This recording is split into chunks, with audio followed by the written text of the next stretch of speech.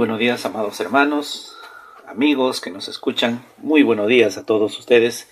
Reciban un cálido saludo, un fuerte abrazo en el nombre de nuestro Señor Jesucristo. Y todo lo que hacemos, lo hacemos en gratitud a Él. Bien, hermanos. Hoy terminamos con la última de las claves para nuestro verdadero y profundo tiempo de avivamiento espiritual mediante la oración. Hoy vamos a tocar un tema titulado Un espíritu de oración. Para el creyente es uno de los privilegios más altos que Dios nos ha dado y que lo tiene todo el tiempo a su disposición. Es la bendita clave de tener un espíritu de oración. Nadie como el creyente tiene acceso a entrar hasta la misma presencia del Dios Santo, hasta el lugar santísimo de Dios. Nadie como el creyente tiene ese privilegio. Dime tú si esto no es un privilegio que nosotros tenemos. ¿Qué otra persona, por más religiosa o dogmática que diga ser, tiene este privilegio? Pues ninguno, porque cada uno tratará de hacer esto o lo otro, pero el creyente tiene ese alto honor de sacar su cita cada vez que crea que sea necesario y conveniente para hablar con su Padre. Cosa que imagino para algunos le es difícil, porque así como es difícil hablar por este tiempo con el presidente Sagasti, así de difícil lo es para el no creyente el hablar con Dios. Por eso que ni siquiera se atreven a sacar esa cita. Pero ¿cómo llegamos a tener este privilegio? Pues no es sino teniendo ese espíritu de oración, no solo por un momento de apremio o de necesidad, sino en todo momento debe ser una delicia de entrar a esos tiempos especiales de oración. Podemos entrar a tener un tiempo de oración cuando dejamos que el Espíritu Santo se derrame sobre aquellos corazones humildes que invocamos su nombre, sobre aquellos que urge de esta manifestación excepcional del Espíritu Santo en sus vidas, sobre los que estamos decididos a obedecerlo, sobre los que estamos dispuestos a hacer su voluntad, sobre los que no tienen en cuenta sus propios intereses y beneficios, sino que en lugar de ello buscan darle honor, poder, gloria y honra a su Dios Trino. ¿Cuál es el propósito que estás buscando cuando deseas tener un tiempo de oración? Quizá es tal vez buscar tu propia honra o tu propia gloria, o incluso puede ser que sean tus propios intereses personales. Entonces, ¿crees que eso es tener un espíritu de oración? Definitivamente que no, porque las oraciones no deben estar centradas en nosotros, sino en aquel a quien se está dirigiendo. No debe llamarnos más la atención, sino el honor y la honra de quien es tu interlocutor, o sea, el Dios Trino.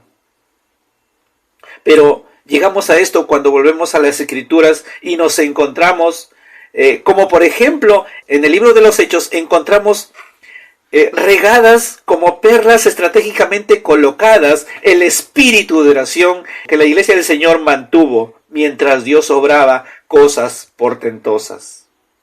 Nos fijamos, por ejemplo, en el libro de Hechos, capítulo 1, versículo 14, dice, todos perseveraban unánimes en oración y ruego. ¿Qué es lo que había? Había un derramamiento del Espíritu Santo. En Hechos 2:42, perseveraban en las oraciones. Y el Señor añadía cada día a la iglesia a los que habían de ser salvos.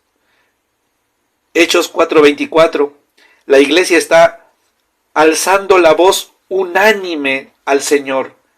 Después que liberan a Pedro y a Juan, que fueron encarcelados por predicar a Cristo, y ellos piden a Dios denuedo para seguir predicando. Versículo 31, fueron llenos del Espíritu Santo y hablaban con denuedo, dice la palabra de Dios. Hechos 6:4, mientras los apóstoles se dedicaban a la oración y el ministerio de la palabra. Versículo 7, crecía en la palabra del Señor y el número de los discípulos se multiplicaba grandemente. Hechos 12:15, la iglesia hace sin cesar oraciones a Dios por Pedro encarcelado. Dios lo saca milagrosamente. Hechos 13:2 y 3, la iglesia orando y ayunando recibe la dirección para aperturar la obra misionera. Bernabé y Pablo salen en el primer viaje misionero de la historia.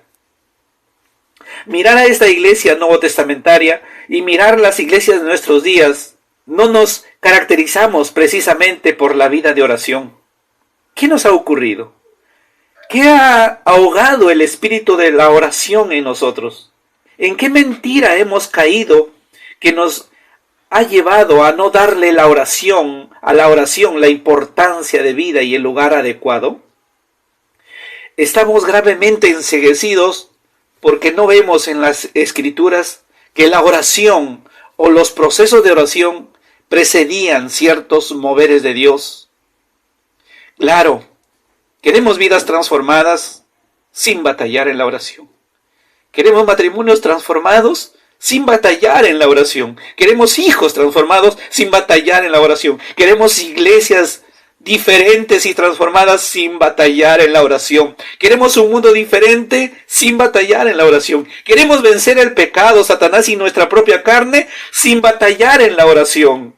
Lo que nos corresponde hacer, amados hermanos, amada iglesia del Señor, es tener ese espíritu de oración, y al hacerlo debemos hacerlo de una forma desesperada, porque entonces seremos conscientes de la imperante necesidad de hablar e intimar con nuestro Padre. Todas estas claves que hemos estado viendo esta semana debe llevarnos a ver reflejada nuestra propia necesidad de volver de veras a tener un reordenamiento de nuestro tiempo de oración.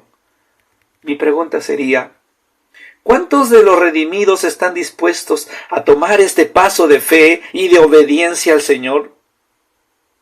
Con sinceridad debo decirles que tengo una gran esperanza en que el grueso de nuestra congregación tome este paso decisivo en su vida de comunión con Dios, porque sólo así seremos una iglesia donde el Señor se deleite. Sólo así seremos esa iglesia que al presentarse delante del Señor no tendrá de qué avergonzarse por haber hecho lo correcto.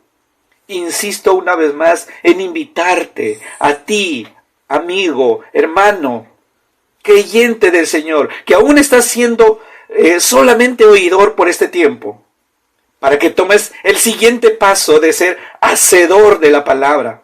Dios nos está haciendo este fuerte llamado de atención para reformar y reordenar nuestro tiempo de oración, considerando las claves que esta semana ya hemos visto, como la preparación espiritual, la convicción del pecado, la conciencia de Dios, y hoy que vimos esta cuarta clave, que es el espíritu de oración. Y esto nos debe conllevar a tomar en cuenta estas directrices que toda la iglesia de San Juan de Miraflores debe tener. Primero, hagamos de la oración la prioridad número 1. Segundo, retomemos disciplinadamente nuestro tiempo de oración en conexión con la palabra de Dios. Tercero, retomemos nuestro tiempo de oración con nuestro cónyuge.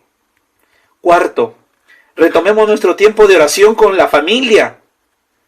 Quinto, unámonos de común acuerdo para seguir orando.